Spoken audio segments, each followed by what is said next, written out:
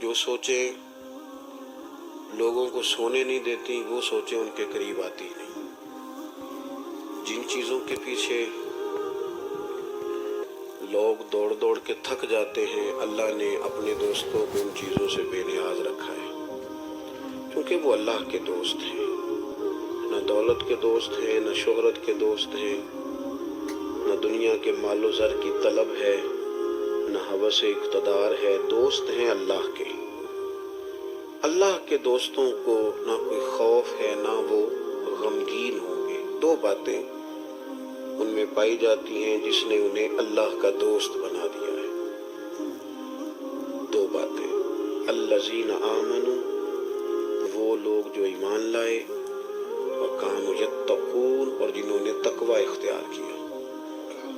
دو چیزیں، دو خوبیاں انسان کو اللہ کا دوست بناتی ہیں: ایمان اور عقیدے کی پختگی۔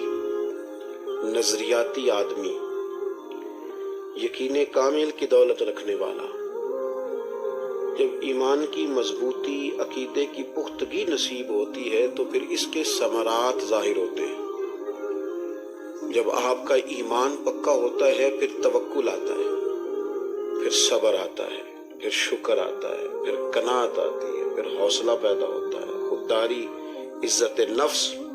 یہ سارے ثمرات ہیں ایمان کی پختگی کے۔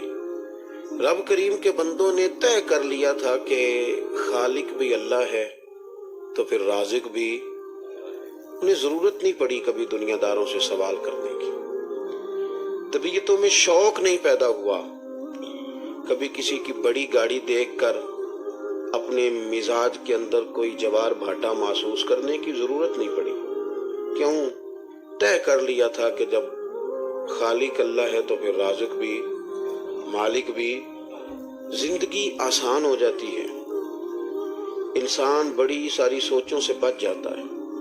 ایمان کی پختگی، عقیدوں کی پختگی۔ آج بہت بڑا مسئلہ یہ ہے کہ لوگ فکری انتشار کا شکار ہیں۔ نظریاتی بگاڑ نے لوگوں کو ذہنی طور پر کمزور کر دیا ہے۔ جن جگہوں سے لوگوں کو یقین کامل کی دولت ملنی چاہیے تھی، ان جگہوں سے بعض اوقات انتشار کا پیغام ملتا ہے۔ اللہ کے نیک بندے کو اللہ کا نیک بندہ سمجھ کے ایک سادہ آدمی، دیہاتی آدمی، غریب آدمی پہنچ گیا کہ یہ نیک آدمی ہے، جا کے دعا کراتا ہوں۔ چاہیے تو یہ تھا کہ وہ اسے اطمینان قلبی دیتا، اسے اللہ کے ساتھ جوڑتا۔ آپ کو پتہ ہے صوفیاء کی یہ ڈیوٹی نہیں ہوتی کہ جو بھی آئے تو اس کو وہ دعا کریں تو کاروبار چل جائے۔ یہ بھی وہ کریں گے پر یہ اصل ڈیوٹی نہیں ان کی۔ ایک آدمی بے اولاد آیا ہے تو اس کے لیے دعا کریں گے، اللہ اسے اولاد دے دے گا، یہ بھی وہ کریں گے، لیکن یہ اصل ڈیوٹی نہیں ان کی۔ اللہ کے بندے کی اصل ڈیوٹی تو یہ ہے کہ الجھا ہوا، بکھرا ہوا، پریشان آدمی آیا ہے، میرے پاس اولاد نہیں، میرے پاس کاروبار نہیں، میرے حالات ٹھیک نہیں، تو وہ اسے اس طرح کا سبق پڑھائیں، اس طرح کا درس دے کہ وہ بندہ رب کی رضا پہ راضی رہنے کا عادی ہو جائے۔ وہ کہے کہ میں نے اب طے کر لیا ہے کہ جس حال میں میرا رب مجھے رکھے گا میں نے اس حال میں جینا سیکھنا ہے۔ عزیز بھائی، اللہ کے بندوں کے پاس سے ایمان کی، یقین کی حرارت نصیب ہوتی۔ غریب آدمی، سادہ آدمی بیچارہ گیا تھا پیر صاحب سمجھ کے، درویش سمجھ کے، اللہ والا سمجھ کے، اور جیسے ہی اس نے جا کے وہاں اپنے حالات بتائے تو وہاں بیٹھو سے کیا پتا تھا کہ اتنے بڑے جبے میں جس بندے کے پاس میں ہے وہ تو تویز دھاگے والا ہے۔ اس نے جاتے ہی اسے پریشان کر دیا کہ تیرے اوپر تو کالا جادو ہو گیا ہے، کیا بھی تیرے اپنے نے ہے اور مجھے حکم نہیں ہے کہ میں تمہیں نام بتا سکوں، مجھے تو انتشار کا آرڈر تھا وہ میں نے کر دیا۔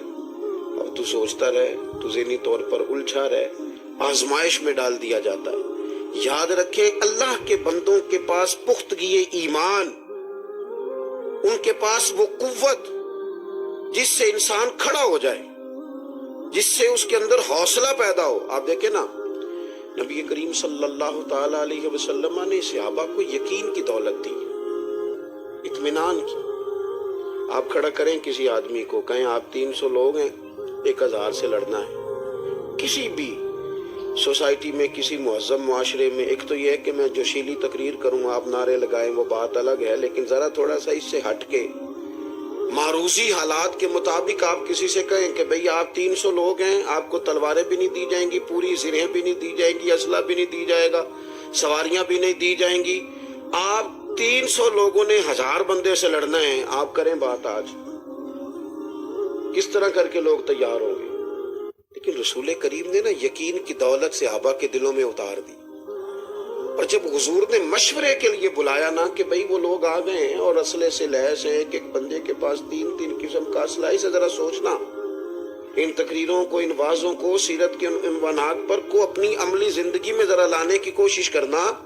وہ آ گئے ہیں 3 قسم کا اسلحہ لے کر، یہاں 6 زرہیں، 8 تلواریں، 1 سواری، 3 سوار، اب آپ کو لڑنا ہے، لڑو گے؟ تو یقین کی دولت ہے۔ اب ان کے جواب کیا ہیں کہ حضور حکمت عملی کیا ہوگی، کیسے نکلیں گے، ترتیب کیا ہوگی، علاقہ اپنا ہوگا کہ بیگانہ ہوگا، ایسی کوئی بات نہیں۔ انہیں پتا تھا کہ رب ہمارے ساتھ ہے، انہیں خبر تھی کہ رسول کریم صلی اللہ تعالی علیہ وسلم نے ہم سے وعدے فرما لیے، طے ہو گئی بات۔ حضور نے فرمایا لڑو گے؟ عرض کی یا رسول اللہ کس سے لڑنا ہے؟ انسانوں سے؟ ہم تو جنوں سے بھی لڑنے کو تیار ہیں۔ کہاں لڑنا ہے؟ خشکیوں میں؟ ہم تو دریاؤں میں بھی لڑنے کو تیار ہیں، آپ حکم تو کریں۔ وہ تازگی، وہ روشنی، وہ تیقن، وہ آگے بڑھنا، وہ ذوق، زندگی میں سب سے پہلے یہ سوچ لیں میں اور آپ جو کام کر رہے ہیں، جن نیتوں کے ساتھ چل رہے ہیں، کیا وہ کام سارے اس طرح کے ہیں؟ یہ ہم نے اپنے آپ سے پوچھنا، کسی کو کیا پتا۔ اپنے دل سے سوال کریں کہ جن نیتوں، ارادوں، خواہشات کے ساتھ ہم میدان عمل میں ہیں، کیا وہ سارے ارادے اس طرح کے ہیں کہ وہاں اللہ کی مدد آئے گی؟ اور اگر وہ ارادے اس طرح کے نہیں ہیں تو پھر کس طرح ہم توقع کرتے ہیں کہ میری نیت جتنی مرضی گڑبڑ ہو، مدد الہی ضرور آنی چاہیے؟ یہ کیسے ہو سکتا ہے؟ تو صحابہ کرام کو وہ دولت یقین، آپ دیکھیں نا نبی پاک علیہ السلام سفر کر رہے ہیں، ایک جگہ آرام فرما ہوئے محبوب، اور صحابہ کرام علیہم رضوان کا یہ طریقہ تھا کہ وہ تھوڑا سا نا ادبن ہٹ کے لیٹتے تھے، تھوڑی سائڈوں پہ جا کے، سفر تھا، جنگ سے لوٹ رہے تھے، لوگ آرام فرما ہوئے، محبوب کریم نے اپنی تلوار پکڑی، درخت کی ٹہنی سے لٹکائی، حضور لیٹ گئے، ایک کافر آیا، اس نے وہ تلوار اتاری، حضور پر تان لی۔ میں تقریر کر رہا ہوں نا، آپ سن رہے ہیں، لیکن چھت پہ کوئی بھی نہ ہو، رات کو خالی بلی ہو، تو پھر ذرا اندازہ کر لیں کہ مطلب ماحول کیا ہوتا ہے۔ آپ کی گاڑی چل رہی ہے، بند شیشوں میں ہیں آپ، لیکن اچانک سامنے ویرانے میں 2 بندے خالی ہاتھ بھی نظر آ جائے نا، تو پھر اپنے آپ سے پوچھنا چاہیے کہ اب میرا توکل کیا کہتا ہے۔ اب میری ایک بندہ ایک کی رپورٹیں دیکھ کے، ڈاکٹر نے اس کو رپورٹس دیکھ کے کہہ دیا ہے کہ جناب آپ کی رپورٹس بتاتی ہیں کہ خدا نہ خواستہ بعد 6-8 مہینے کے آپ مہمان ہیں۔ تو کچھ لوگ تو ایسے ہوتے ہیں کہ وہ 6-8 گھنٹے بھی نہیں نکالتے، بات سن کے گئے، اور کچھ کو میں نے دیکھا ہے، وہ کہتے ہیں ڈاکٹر جو تو کہہ رہا ہے اپنے علم کے مطابق کہہ رہا ہے، ہوگا وہ جو میرا رب چاہے گا۔ وہ لوگ زندگی کے کچھ دنوں میں کچھ خوشیاں دیکھ لیتے ہیں، کمزور باتیں کرنا، کچی پکی، اس کچی پکی بات نے نا کچی، یعنی میں آپ سے عرض کروں سیاستدانوں کا وقار کوئی بھی نہیں خراب کر سکتا تھا، خود کیا انہوں نے، ایک دوسرے کے بارے میں باتیں کر کر کے خود کیا، کسی ادارے کو کوئی بدنام نہیں کر سکتا تھا۔ ہمیشہ خود سے جب لوگ باتیں کرتے ہیں، میں کبھی کبھی اپنے علماء سے نہیں عوام سے عرض کرتا ہوں، ہمارے لنگر پر کسی کو اعتراض نہیں، لیکن وہ ہم نے خود شغل کے لیے جو 4 باتیں کی تھی اس نے مذاق بنا دیا ہے۔ کسی اتنی جرت تھی کسی کی ہمارے معاملات پر اعتراض کر سکے؟ لیکن ہم نے خود اس طنزیہ انداز میں اپنے معاملات کا ذکر کرنا شروع کیا کہ لوگوں کے منہ میں جملے تو ہم نے دیے۔ اگر ایک دوسرے کی قدر خود سے کی جاتی تو معاشرہ سب کی قدر کرتا، لوگوں کو احساس ہوتا۔ حضرت مولانا فخر جہاں دہلوی رحمۃ اللہ علیہ، حضرت مولانا فخر جہاں، کیا کہا میں نے؟ نہیں، حضرت مولانا، یہ معاشری والوں کے پیر ہیں، لیکن حضرت مولانا بھی پیر ہوتے ہیں. ناراض ہو گئے ہو جی؟ حضرت مولانا بھی، یعنی وہ بیچارہ وہ 40 سال سے نماز پڑھا رہا ہے لیکن لوگوں کے سوالوں کے جواب ہی دیے جا رہا ہے بیچارہ. ایک کے سوالوں کے جواب ختم ہوئے، دوسرے کے شروع ہوئے. 10 نمازی اور 20 قسم کا انتشار. زندگی بیت گئی چھوٹے چھوٹے سوالوں کے جواب دیتے. اور ایک حضرت پیر صاحب آتے ہیں سال کے بعد، وہ تو ان کے ساتھ گاڑی بھی ہوتی ہے، ان کو چاول بھی ملتے ہیں، ان کو سارا کچھ ملتا ہے. اور جاتی دفعہ وہ یہ بھی کہہ جاتے ہیں کہ مولویوں کی پتہ ہوگی. یہ بھی حضرت مولانا فخر جہاں دہلوی. بادشاہ نے کہا حضرت آپ کی دعوت کرنی ہے. حضرت فرمانے لگے شرط ہے ایک. اس نے کہا کیا؟ فرمانے لگے 3 تیرے بیٹے ہیں، چوتھا تو آپ ہے. پالکی لے کے آؤ گے تم چاروں.